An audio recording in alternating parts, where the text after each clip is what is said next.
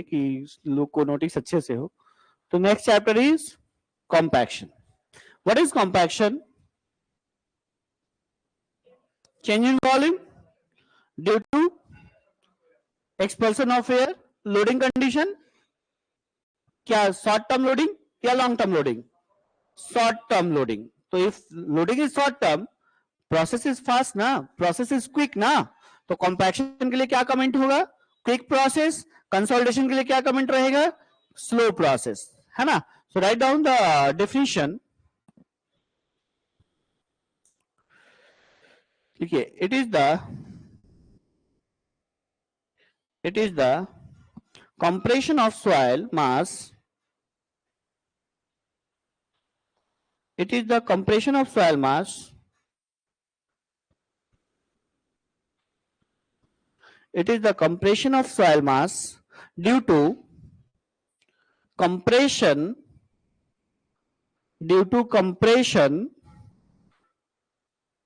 and compression or due to compression or escape of air, due to compression or escape of air. It is the compression of soil mass due to compression or escape of air. हम water में compression नहीं लिखे थे, water के compression से consolidation नहीं होगा, water के एक्सपल्सन से होगा, क्योंकि grains and water are incompressible in nature ना। जो कंप्रेस हो सकता है वो क्या है? एयर है। वॉइड में जो कंप्रेस होने वाला आइटम है वो कौन है? एयर। तो एयर कंप्रेस होने से भी कंप्रेशन अचीव किया जा सकता है, एयर एक्सपेल आउट होने से भी कंप्रेशन अचीव किया जा सकता है। तो ऐसे कंडीशन में जहां एयर कंप्रेस हुआ है या फिर एयर एक्सपेल आउट हुआ है, दोनों कंडीशन में हम क्या बोलेंगे? कंपैक्शन। दोनों कंडीशन में क्या बोल सकते हैं कि अगर कंप्रेशन हुआ है due to compression of air या फिर अगर कंप्रेशन हुआ है due to expulsion of air, then that will be compaction, that will be. So next point लिखिए, it can occur under short term loading. It can occur under short term loading. It can occur under short term loading. Short term loading, that is quick process. That is quick process. मतलब किस पे quick process मार दिए? Compaction को बोल दिया गया quick process. इसलिए इसको हम बोल सकते हैं कि शॉर्ट टर्म लोडिंग के साथ ये हो सकती है, इसलिए ये क्या है? क्विक प्रोसेस है। अब ड्यूरिंग कॉम्पैक्शन या कॉम्पैक्शन के बाद क्या क्या प्रभाव पड़ता है? जैसे वहां पढ़ा था ना, properties increases, decreases, remains constant. तो यहां भी हम देख सकते हैं कि आप किसी सॉइल को कॉम्पैक्ट करते हैं तो क्या चाहत रहती है? सॉइल का कॉम्पैक्शन क्यों करते हैं? कॉम्पैक्ट करते हैं, जैसे घरे बनाते हैं तब फिल करते हैं, पहले मिट्टी डालते हैं कि नहीं? कुछ आप ये कौन सा लेवल बोलते हैं उसको, प्लिंथ लेवल के ऊपर आप आते हैं तो उसमें आप फिल करते हैं कि नहीं करते हैं? अब फिर लाते हैं एक तो धुरमुस। हम एकदम आपके लोकल जो इक्विपमेंट यूज करते हैं आप उसमें हम बात कर सकते हैं, क्योंकि आप जहां से हैं वहीं से हम भी हैं। तो धुरमुस लाते हैं, और धुरमुस से घर में सब आदमी का, छोटा लोग है हम लोग, तो हर आदमी का अपना अपना ड्यूटी है कि 2 घंटा उसमें क्या करो, उसको बैठाओ। तो बैठाने का मतलब क्या है? आप सॉइल को कॉम्पैक्ट ही तो करते हैं। क्यों करते हैं? क्योंकि जब वो कॉम्पैक्ट हो जाएगा तो उसका स्ट्रेंथ बढ़ जाएगा कि नहीं, उसका गामा डी बढ़ जाएगा कि नहीं बढ़ जाएगा, शियर स्ट्रेंथ बढ़ जाएगा कि नहीं बढ़ जाएगा। तो बोल सकते हैं कि all these are advantage of compaction ना।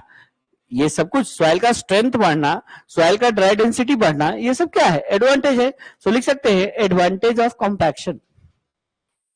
धुरमुसी आते हैं इसी सब के लिए ना, कि हार्ड हो जाए, स्ट्रेंथ अच्छा आए, फिर वो बाद में फर्दर सेटल ना करे। सो क्या लिखे हैं? Number 1, shear strength increases. Number 1 में लिखिए शियर स्ट्रेंथ इंक्रीजेस। क्या एडवांटेज नहीं है शियर स्ट्रेंथ बढ़ना सॉइल का? Shear strength increases. Number 2, gamma D increases. Gamma D increases, dry density का बढ़ना भी क्या है, एडवांटेज है। नंबर थ्री कंप्रेसिबिलिटी बढ़ेगा कि घटेगा? अगर हम कॉम्पैक्शन करते हैं किसी सॉइल के ऊपर तो उसकी कंप्रेसिबिलिटी बढ़ेगी कि घटेगी? तो कंप्रेसिबिलिटी का घटना पॉजिटिव है कि निगेटिव है? अगर हम सॉइल जिसको यूज कर रहे हैं और वो कंप्रेसिबल नहीं है तो ज्यादा बेटर है। लेकिन अगर ऐसा सॉइल जहां पे हम रहने जा रहे हैं और वो 2-4 महीने के बाद बहुत ज्यादा सेटल कर जाएगा तो मेरा सारा टाइल्स जो है टूट फूट जाएगा कि नहीं टूट फूट जाएगा? तो कंप्रेसिबिलिटी क्या हो जाता है, घट जाता है कॉम्पैक्शन के बाद, तो वो भी एक एडवांटेज है कि नहीं है? So compressibility decreases, all these are advantage ना। कंप्रेसिबिलिटी का घटना कॉम्पैक्शन के दौरान एडवांटेज है कि डिसएडवांटेज है? एडवांटेज है। क्या बोलेंगे, compressibility decreases, compressibility decreases, advantage है अमरेश, एडवांटेज है। ठीक है, अब जब आप कॉम्पैक्शन करते हैं तो धुरमुस चलाते हैं तो उतने में कोई आपके गार्जियन टाइप के लोग आके और उस पर पानी छिट देते हैं, अब फिर कॉम्पैक्ट करते हैं, अब फिर कुछ देर के बाद थोड़ा पानी दे देते हैं। Sometimes during compaction you added some water, you added some water, क्यों? क्योंकि गामा डी, ओ माइकल बेसिक मास्टर पढ़ाया है, gamma divided by 1 plus water content, पानी ऐड करेंगे तो ये घटेगा ना। इसका बढ़ना जब एडवांटेज है तो इसका घटना क्या है, डिसएडवांटेज होगा। तो पानी काहे ला के ऐड करते हैं, पानी काहे के लिए आप उस पर ऐड करते हैं कॉम्पैक्शन के दौरान? कॉम्पैक्शन हो रहा है तो जब थोड़ा पानी दे देते हैं, इसका फायदा क्या है और क्यों ऐसा किया जाए? जबकि हम जानते हैं कि वाटर कंटेंट इंक्रीज करेगा तो गामा डी क्या होगा, घटेगा, और गामा डी का घटना तो डिसएडवांटेज है ना। तो पानी छिड़कना चाहिए कि नहीं, पानी देना चाहिए कि नहीं, बोलो ना। अंकित आर्या 2 देखे हो का? नहीं देखे हो तो ही देखे हो। वाटर कंटेंट बढ़ रहा है तो गामा डी क्या होगा, घटेगा। घटेगा तो ये तो अभी अभी लिखे हो कि गामा डी बढ़ता है, एडवांटेज है। अभी मास्टर दिखा रहा है कि पानी ऐड करते हैं तो गामा डी ऑब्वियसली घटेगा।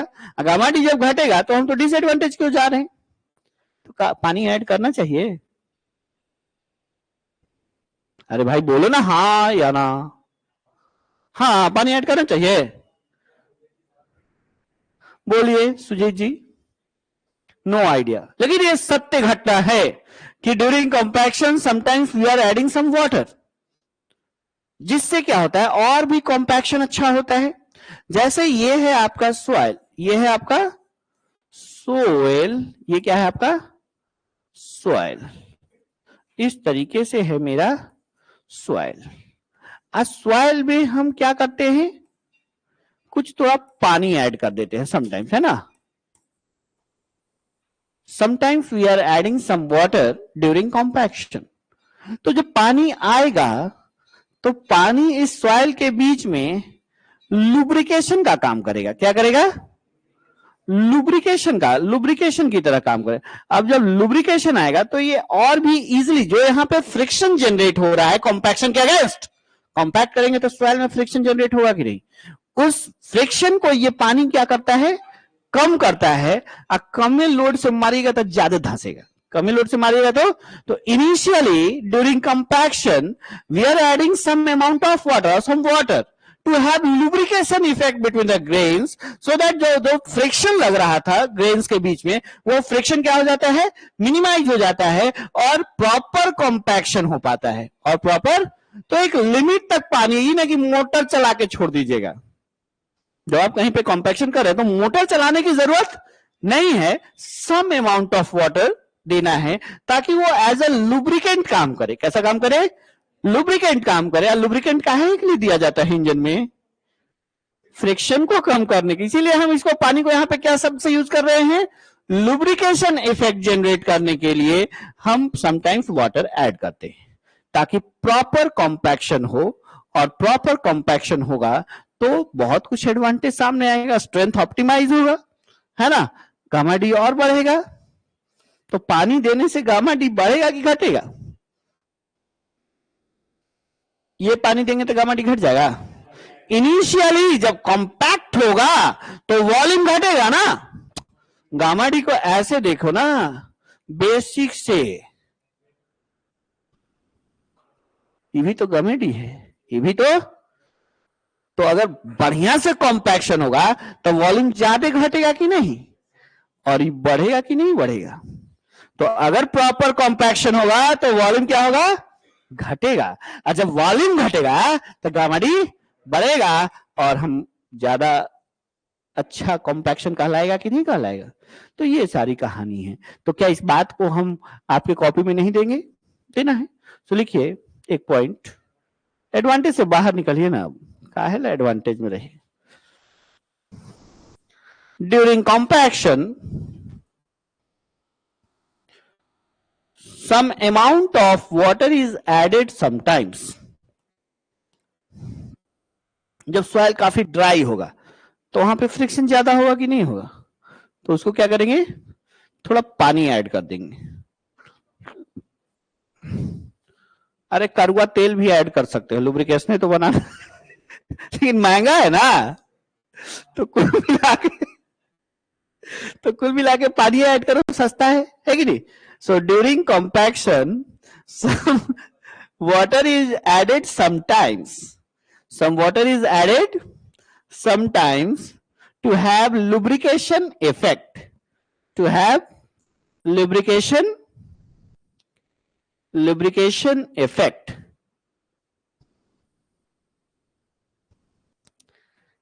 And thereby easy compaction is achieved. Thereby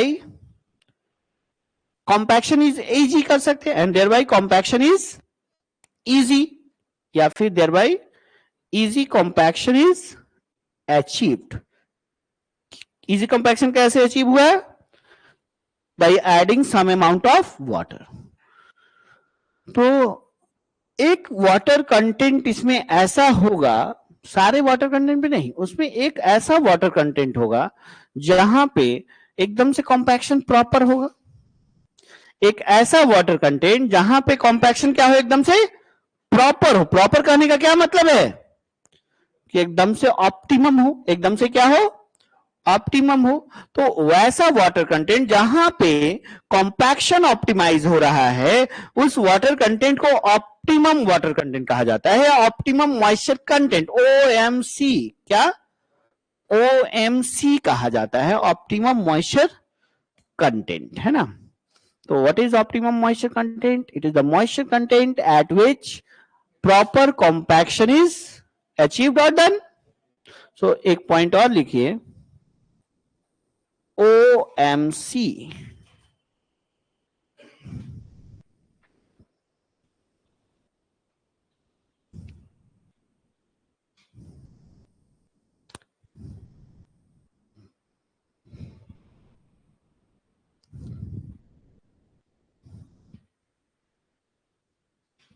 OMC का फुल फॉर्म तो लिख सकते हैं, it is the optimum moisture content at which it is the optimum moisture content at which proper compaction occurs. It is the optimum moisture content at which proper compaction occurs.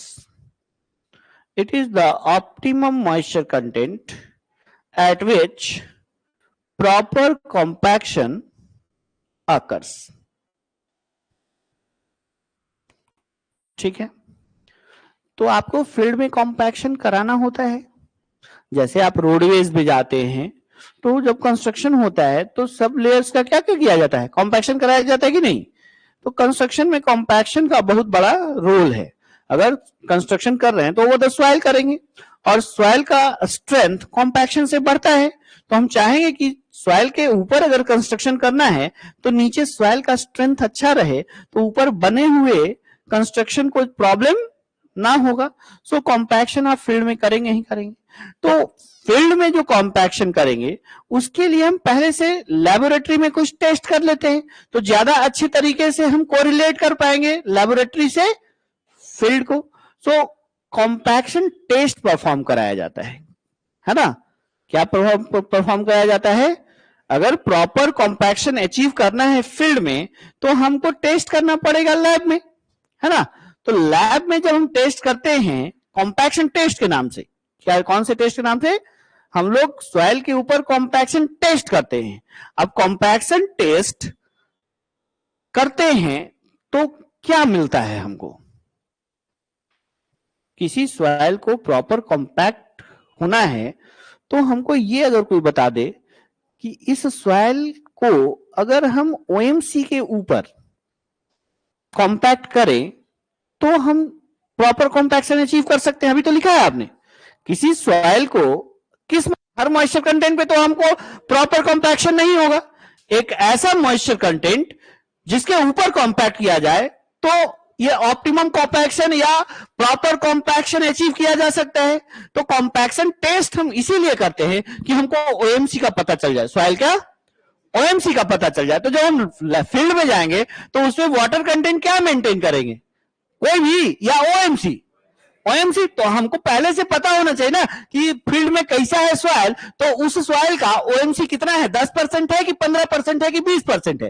तो किसी soil को proper compact करने के लिए उसका OMC पता होना चाहिए बाबू, उसका ओएमसी पता होना चाहिए। दूसरी बात, सिर्फ ओएमसी से तो होगा नहीं, उसके ऊपर कॉम्पैक्ट करने के लिए कॉम्पैक्शन एनर्जी चाहिए।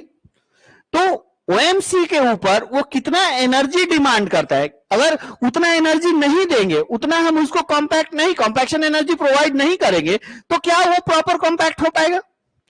नहीं हो पाएगा। तो उस सॉइल का जो फील्ड में हमको कॉम्पैक्ट करना है ओएमसी भी पता होना चाहिए और उसके ऊपर कितना कॉम्पैक्शन एनर्जी देना है वो एनर्जी भी पता होना चाहिए। तब उस मॉइस्चर कंटेंट पे रख के उस सॉइल को उतना एनर्जी दे देंगे, कॉम्पैक्शन ओवर हो जाएगा कि नहीं हो जाएगा। सो कॉम्पैक्शन टेस्ट करने का पर्पस क्या है? टू नो ओएमसी और to know compaction energy required.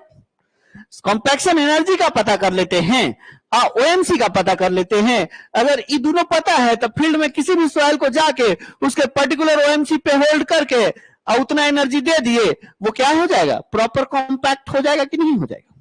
बाबू समझ रहे हैं आप? समझ रहे हैं बात को? तो कॉम्पैक्शन टेस्ट करेंगे, क्या करेंगे? कॉम्पैक्शन टेस्ट करेंगे। दो तरीके का टेस्ट होगा। कौन कौन? Indian standard light compaction test, Indian standard heavy compaction test. Light compaction test standard Proctor test, heavy compaction test modified Proctor test के सिमिलर होगा, है ना। अब कैसे टेस्ट करते हैं, कितना एनर्जी देते हैं, लाइट और हेवी में एनर्जी का कितना रेशियो है, ये सब बात करना पड़ेगा ना। तो लिखिए कॉम्पैक्शन टेस्ट्स, एक पॉइंट बनाइए, कॉम्पैक्शन टेस्ट्स आर कंडक्टेड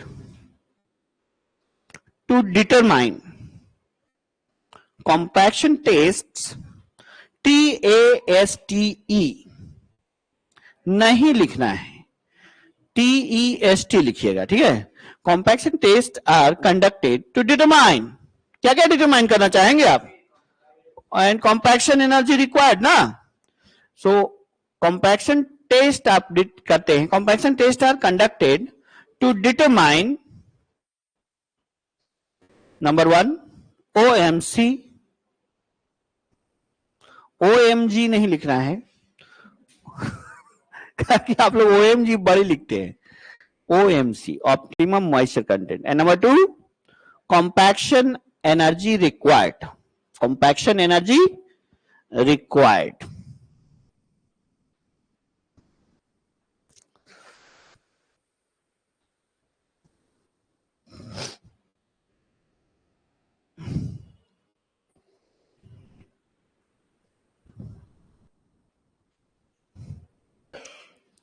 ठीक है। तो टाइप ऑफ कॉम्पैक्शन टेस्ट, नीचे लिखिए types of compaction test, types of compaction test.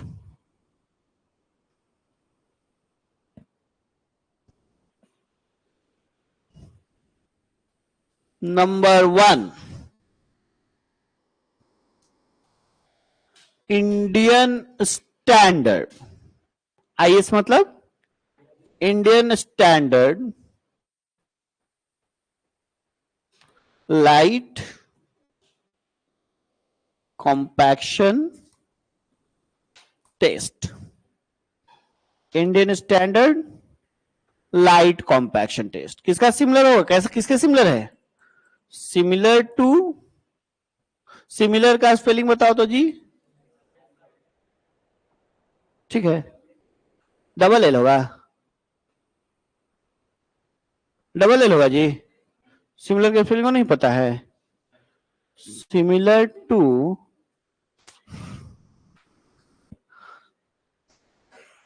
बोलिए ना, standard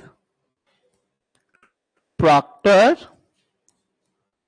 test, similar to standard Proctor test. क्या करते हैं कि आप एक मोल्ड ले लेते हैं। कैसा मोल्ड ले लेते हैं? एक मोल्ड लेते हैं, टेस्ट करते हैं तो लैब में ही करेंगे। तो लैब में आप स्टैंडर्ड प्रॉक्टर टेस्ट किए होंगे, जिसको Indian standard light compaction test कहते हैं। ठीक है, अब आपने सॉइल सैंपल लिया, क्या लिया? सॉइल ले लिया। अब मोल्ड का कैपेसिटी जो होता है जनरली क्या होता है? 1 लीटर। मोल्ड का कैपेसिटी क्या होता है generally? 1 litre. 1 litre mould capacity लिया है, लाइट कॉम्पैक्शन टेस्ट है। कैसा कॉम्पैक्शन टेस्ट है? लाइट कॉम्पैक्शन टेस्ट है।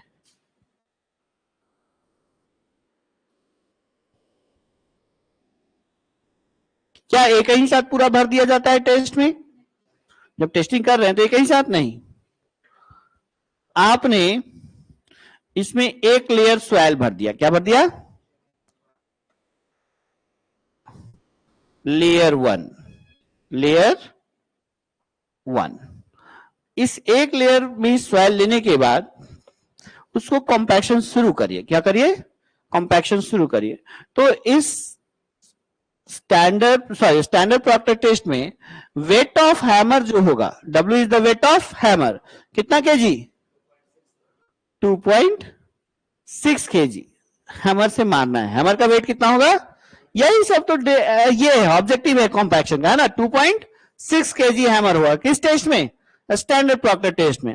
और कितना फॉल, उसको ऐसे उठा के एक लिमिट रहता है जहां पे रुक जाएगा। ऐसे उसमें डंडा लगा हुआ है, नीचे हैमर है, उसके ऊपर ऐसे उठाएगा तो फिर यहां पे ऊपर और नहीं लेके, जिन्हें की उठा के लेके चलो वहां पर, वो एक लिमिटेड हाइट तक आएगा। वो हाइट ऑफ फॉल कितना होगा, जहां तक उसको ऊपर उठाया जा सकता है, उसके बाद उसको छोड़ देना है, ये ना कि लेके कूद जाना है इसे, है ना। उसको क्या करना है?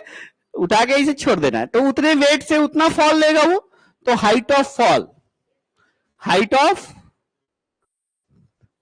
310 mm बोल सकते हैं। कितना बोल सकते हैं? 310 mm।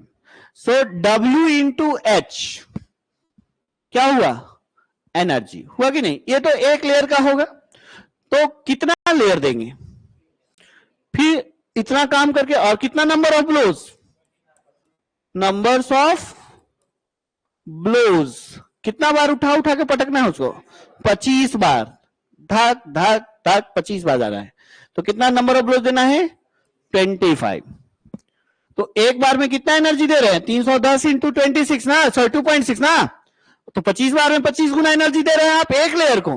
ऐसा ऐसा कितना लेयर काम? फिर दूसरा लेयर भर दिए, फिर दूसरा लेयर 2, फिर इसके पास भी वही हैमर, वही height of fall and number of blows same. फिर इसके बाद हम तीसरा लेयर दिए, क्या दिए? लेयर 3। तो टोटल एनर्जी एक लेयर में तो इतना एनर्जी लग रहा है, तो 3 लेयर में 3 गुना लगेगा कि नहीं? W into H, force into distance, या जो भी बोल सकते हैं, फोर्स इंटू लेवल आर्म। आपको एनर्जी दिया कि नहीं? फोर्स इंटू, जैसे यहां से एक हैमर है, और वो उसको हम फॉल करा रहे हैं, उसको हम कितना डेप्थ से फॉल करा रहे हैं, यहां पे मेरा सॉइल है, यहां पे मेरा सॉइल है, तो ये जो हैमर है यहां से गिरेगा तो ये सर्टेन वेट के साथ है कि नहीं, और एच हाइट के साथ एनर्जी ही तो बनेगा। Work done is equal to क्या होता है, फोर्स इंटू डिस्प्लेसमेंट या डिस्टेंस बोल सकते हैं। तो यहां भी फोर्स इंटू डिस्टेंस है, तो work is nothing but energy ना, वर्क का यूनिट और एनर्जी का यूनिट आई थिंक सेम ना होता है, जूले ना होता है। तो कुल मिला के एक हैमर एक बार, ऐसा ऐसा कितने बार, 25 बार, कितने लेयर में, 3 बार ऐसा ही काम होगा। तो this multiplied by this into 25 into 3, total energy during the test खर्च हुआ कि नहीं। Test is carried out in 3 layers, एक लेयर के पास एनर्जी कितना, अगर एक बार फॉल कराते तो 2.6 इंटू 310 या 31 सेंटीमीटर, अगर 3 बार 25 बार ऐसे ऐसे उठा गिरा रहे तो एक लेयर को 25 गुना मिल रहा है इतना, और ऐसा ऐसा पूरे स्मॉल में कितने बार हो रहा है, 3 बार एक घटनाक्रम चलेगा तो 3 टाइम्स और होगा कि नहीं। तो total energy in this Indian standard light compaction test, सबको मल्टीप्लाई कर देंगे तो हो जाएगा कि नहीं हो जाएगा। तो इसको थोड़ा बताइए ना आप, मोल्ड कैपेसिटी क्या बोल सकते हैं,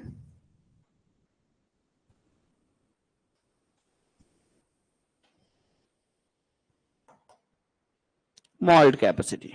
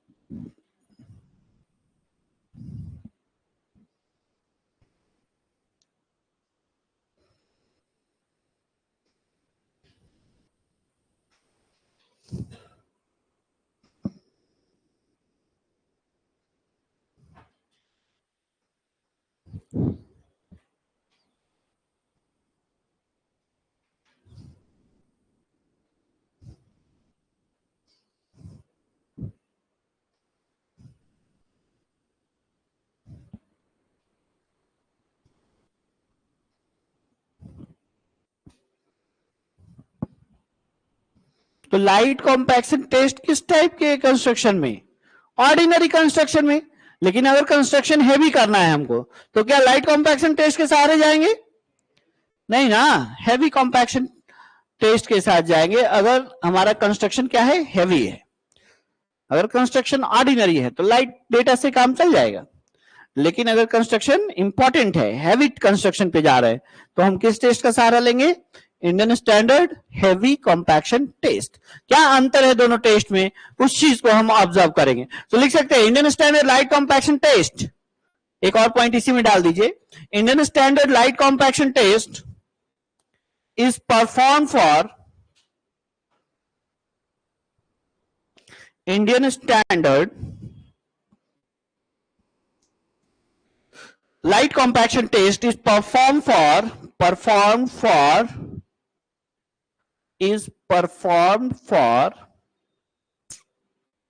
ordinary roads, performed for ordinary roads ROADS।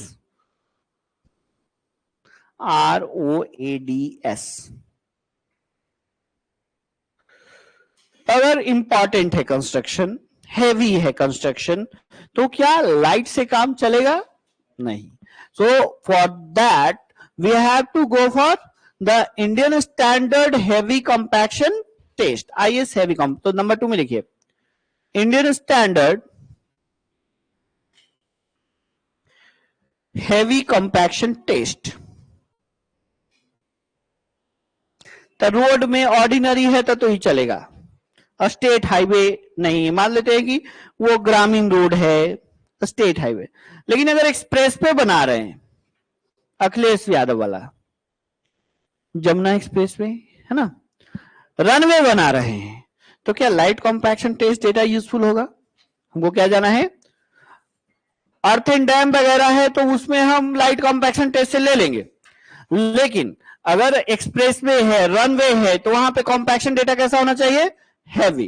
Compaction data किस टेस्ट से रिलेटेड होना चाहिए, हैवी कॉम्पैक्शन टेस्ट। तो लिख सकते हैं it is similar to modified compaction test और मॉडिफाइड प्रॉक्टर टेस्ट, क्या बोल सकते हैं? It is similar to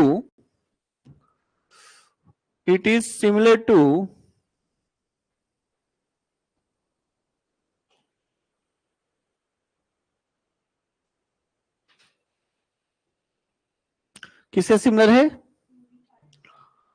similar to modified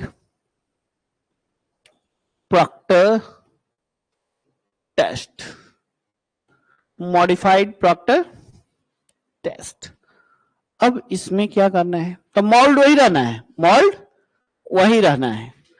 heavy hammer use करेंगे, हाइट ऑफ फॉल बदल देंगे, मतलब ज्यादा इंपैक्ट के साथ काम करना है, तो मोल्ड वही रहेगा। अब है मोल्ड में चेंज नहीं होगा। लेयर कितना? नहीं ना रे बाबा, 5। कितना? तो layer 1, layer 2, layer 5। Layer 1, layer 1 ले लिया। जैसे कोई सॉइल सैंपल लिए ललकू, तो उसको कितना लेयर में टेस्ट करना है? 5 लेयर में। हैवी टेस्ट में क्या होगा? 5 लेयर में। तो 1 लेयर ले लिया और उसके बाद क्या करेंगे? कॉम्पैक्ट करेंगे। तो वेट ऑफ हैमर चाहिए ना, वेट ऑफ हैमर कितना यहां पे रहेगा? 4.9 kg। 4.9 kg, 4.9 kg। और height of fall,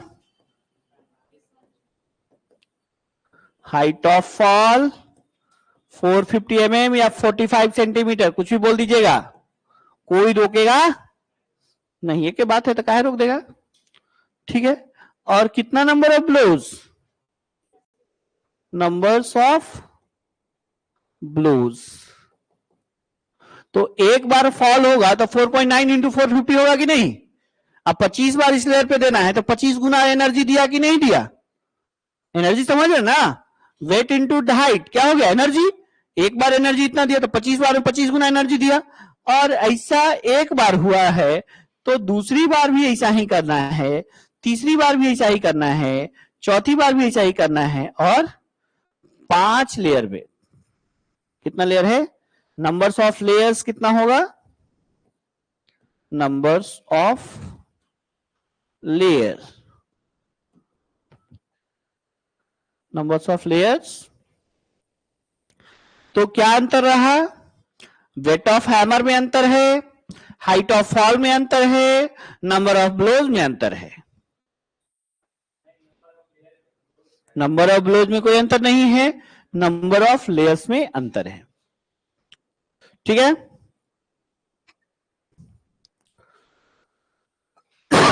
so total energy यहां पे कितना है? एनर्जी गिवन कितना है जी? टोटल एनर्जी कितना दे रहे हैं आप? 4.45 ना, 45 सेंटीमीटर इंटू 25। ये तो एक लेयर को मिला, तो कितना लेयर होगा? अब पिछला केस में टोटल एनर्जी कैसे निकालिएगा? बोलो ना। कितना वेट? 2.6 kg का वेट। कितना फॉल? सेंटीमीटर। कितना ब्लो? 25। कितना लेयर? 3। इतना केजी सेंटीमीटर यहां पे एनर्जी है, किस यूनिट में रहेगा? KG centimetre. और इसमें कितना एनर्जी? इतना केजी। तो टोटल एनर्जी रेशियो भी निकाला। कहां पे एनर्जी ज्यादा है? यहां की पिछले वाले में? हैवी में ज्यादा एनर्जी है, तो हैवी डिवाइडेड बाय लाइट करिएगा तो एनर्जी रेशियो निकाला जा सकता है ना। हमको लगता है 4.55 आएगा। कितना आएगा? 4.55 आएगा एनर्जी रेशियो। तो पूछा जा सकता है हैवी कंपैक्शन टेस्ट और लाइट कंपैक्शन टेस्ट में एनर्जी रेशियो क्या है? दैट इज 4.55 है।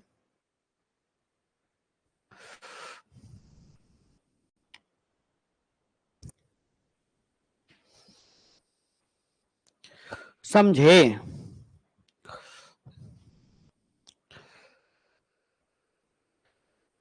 खाना उना खाए हो भाई?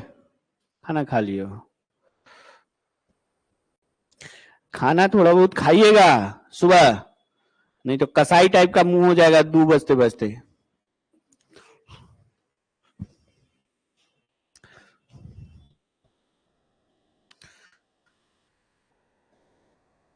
हाँ, मोल्ड कैपेसिटी 1 लीटर ना यहाँ पे, कितना? 1 लीटर ना। बताते हैं कि मोल्ड कब चेंज होगा, उसका भी केस है हमारे पास। ये कभी कभी मोल्ड 2.25 लीटर का भी लिया जाता है, तो किस केस में? तो सॉइल अगर अलग टाइप का होगा तो उस केस में दिखाएंगे किस टाइप के सॉइल के लिए।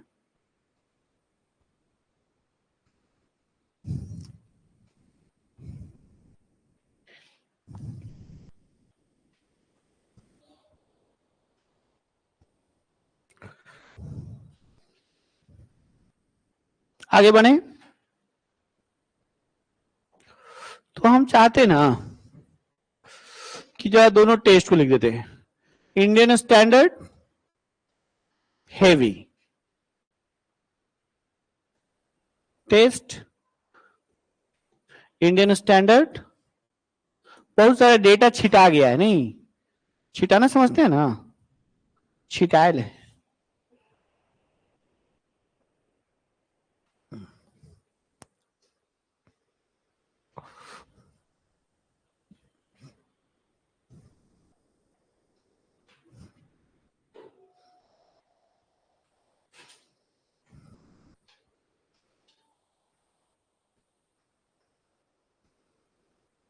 दो टाइप का टेस्ट, कैसा टेस्ट? टाइप ऑफ टेस्ट, दो टाइप का test, Indian standard heavy, Indian standard light. एक स्टैंडर्ड प्रोडक्टर और दूसरा मॉडिफाइड प्रोडक्टर। अब यहां पे वेट ऑफ हैमर किस यूनिट में हम बात कर रहे हैं, कितना जी? याद रहेगा इस तरीके से इन table data. Height of fall, height of किस यूनिट में लेना चाहते हैं, सेंटीमीटर में लेना चाहते हैं, तो यह ओ उल्टा लिख रहे क्या? मेरे मन में चला कि ऊपर हम लिखे हैं क्या, लाइट। तो हैवी कितना होगा? 4.2.6। हैवी का कितना? 45 centimetre and numbers of blows 25 and numbers of layers 5 and 3। देख रहा है विनोद?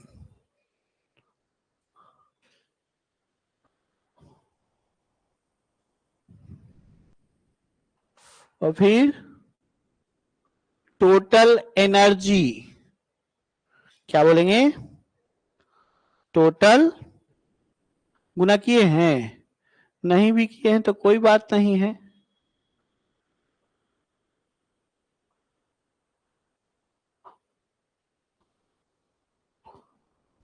इसका कितना हो गया? 4.9 इंटू 45 इंटू 25 इंटू 5 लेयर्स पे काम होगा।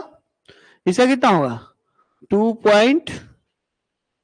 2.6 इंटू 31 इंटू 25 इंटू 3। किस यूनिट में ये आ रहा है? KG centimetre.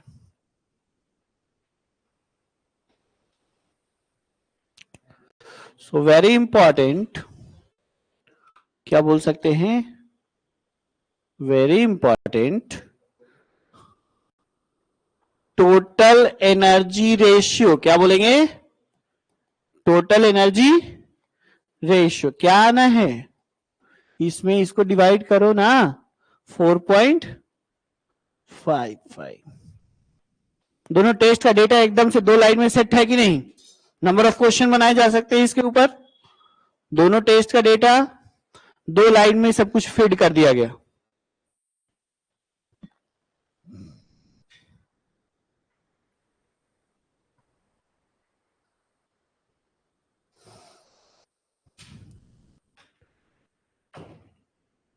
क्या प्रिय, कम से कम ये भी तो सोचो कि सर बहुत दिन से पढ़ा रहे हैं, ऐसे चेक ना करें। तुम गुना भाग कर रहा है, इसमें भाग देके देख रहा है। हाँ, वही मल्टीप्लाई करके भाग करके देखोगे तो 4.55 आ जाएगा।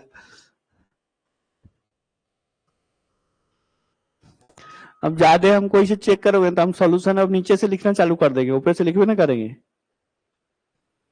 हाँ, तो चुपचाप जो लिखवाते हैं से लिख लो।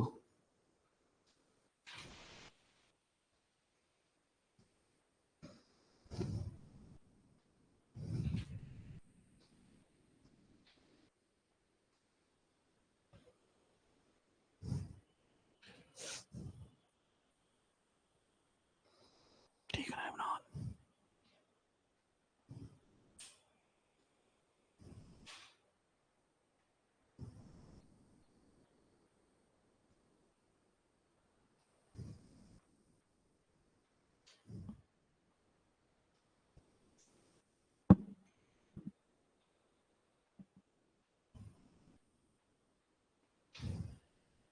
सो मोल्ड आप देख रहे हो, मोल्ड कैपेसिटी कितना 1 लीटर दिखा है।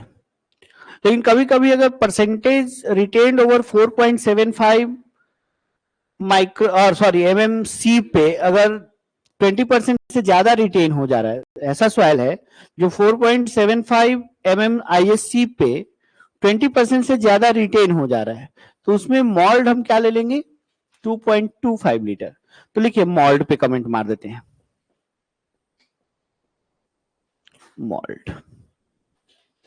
जनरली 1 लीटर कैपेसिटी यूज ना, क्या लिख सकते हैं फॉर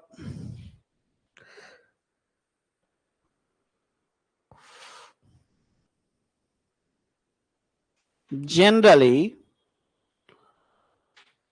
1 लीटर का यूज करते हैं। मोल्ड कैपेसिटी कितना, मोल्ड कैपेसिटी पे बात हो रहा है, मोल्ड कैपेसिटी पे बात हो रहा है, तो जनरली 1 लीटर। लेकिन अगर 2.25 लीटर देखे तो क्या, तब आपको ये सोचना चाहिए कि यहां पे कहानी कुछ ऐसा हो रहा है, ये तभी यूज कर सकते हैं if percentage soil, if percentage soil, और सॉइल ऐसा लिखिए if soil has retained, soil has retained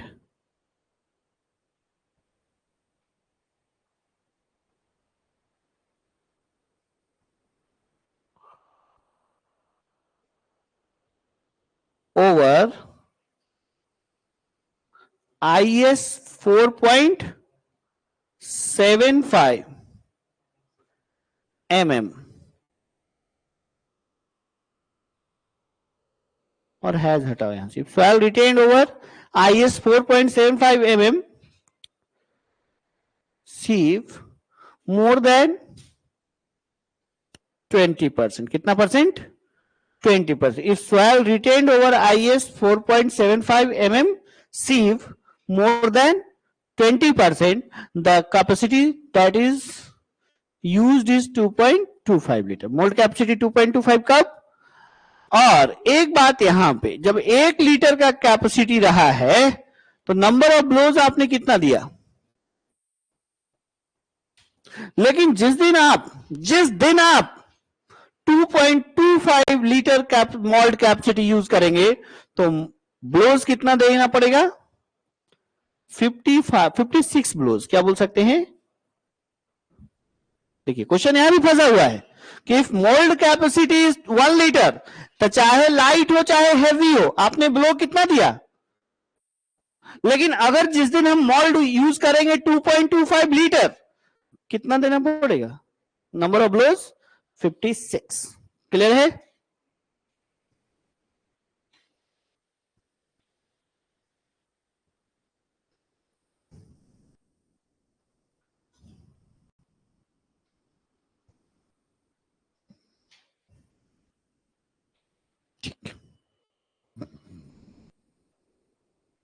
है? ठीक है, कल हम आ जाएंगे जीरो ईयर वॉइड लाइन पे और कॉम्पैक्शन कर दिखाएंगे कल। ड्राई ऑफ ऑप्टिमम साइड क्या होता है, वेट ऑफ ऑप्टिमम साइड क्या होता है, और ड्राई ऑफ ऑप्टिमम साइड और वेट ऑफ ऑप्टिमम साइड काफी क्रिटिकल हो चुका है आजकल के एग्जामिनेशन में, फटाक फटाक पूछ रहा है, तो थोड़ा सा ध्यान रखने जाने वाला एरिया है ना। कॉम्पैक्शन से क्वेश्चन देखे भी जा रहे हैं, इवन एसएससी जेई में भी इस बार कॉम्पैक्शन से क्वेश्चन आ गए थे, आपके लेवल 2 का पहला क्वेश्चन ही था बाय डिफॉल्ट। एसएससी जेई में जो क्वेश्चन आए हैं इस बार मेंस में, वो आपका कॉम्पैक्शन से पूछा गया और आपके लेवल 2 का पहला क्वेश्चन ही है जो एसएससी जेई में पूछा गया। मिला लीजिएगा, हम हवा में बात करते रहिए, जब हम देखते हैं तभी हम बात किया है। उसके बाद गेट में भी क्वेश्चन पूछा है इस बार। सो कॉम्पैक्शन इंपॉर्टेंट हो गया है, छोटा सा एरिया है, थोड़ा सा ध्यान लगा के पढ़ने की जरूरत है। आगे तो बढ़ेंगे, कल जरूर होगा क्लास, इस बात का विश्वास रखिएगा। कभी भी घर जाने का अगर ख्याल आए तो ध्यान में रखिएगा कि कल आपका क्लास ऑनलाइन नहीं चलेगा, आज के लिए एप्लीकेशन पे चल भी गया है, कल हम उसको रिकॉर्ड करेंगे और 2 महीने के बाद छोड़ेंगे जब उसका कोई उपयोग नहीं होगा।